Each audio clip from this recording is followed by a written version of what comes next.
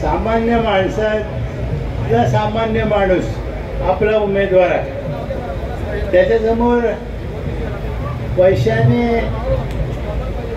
बोलायचं झालं तर समोरचा उमेदवार पैसेवाला आहे आणि म्हणून तुम्ही थोडा आज अभ्यास करायला पाहिजे। मला आपल्याला सांगायला आनंद वाटेल की शिवसेनेचा जन्म मी बघितलेला आहे।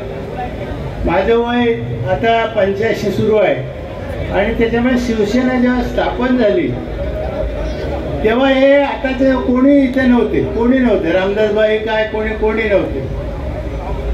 आमच्या दापोलीपुरतं म्हणायचं तर डॉक्टर मोहन म्हणून गावात एक होते आणि कनगुटकर म्हणून होते, त्यांनी या गावात शिवसेना आणली आणि म्हणून पहिला तुमचा मला थोडंसं अजब वाटतं की जे उद्धव बाळासाहेब ठाकरे यांच्याबरोबर शिवसैनिक आहेत त्यांना राग का येत नाही। ज्यांनी तुमची शिवसेना अर्ध्या अधिक हे केली, पळवली, त्याचा शिक्का पळवला, हे सगळं असताना जे मूळ शिवसैनिक राहिलेले आहेत दापोलीत त्यांना राग का येत नाही। मला याचा अजब वाटतं।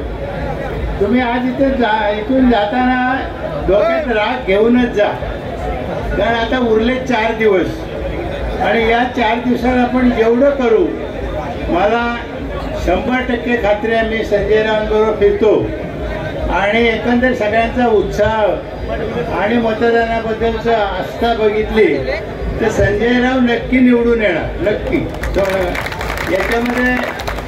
याच्यामध्ये काय कोणा ज्योतिषाची गरज नाही, पण तरी सुद्धा चांगल्या मताने ते निवडून यावे असं मला वाटतं। दुसरं महत्त्वाचं म्हणजे जे 40 लोक इथून फुटून गेले आणि शिवसेनेचे 2 तुकडे केले, त्यांनी 40 खोके नक्की घेतलेले आहे। याच्याबद्दल पण मला म्हणजे हा अभ्यास आहे की त्यांनी 40 खोके घेतलेले आहेतच।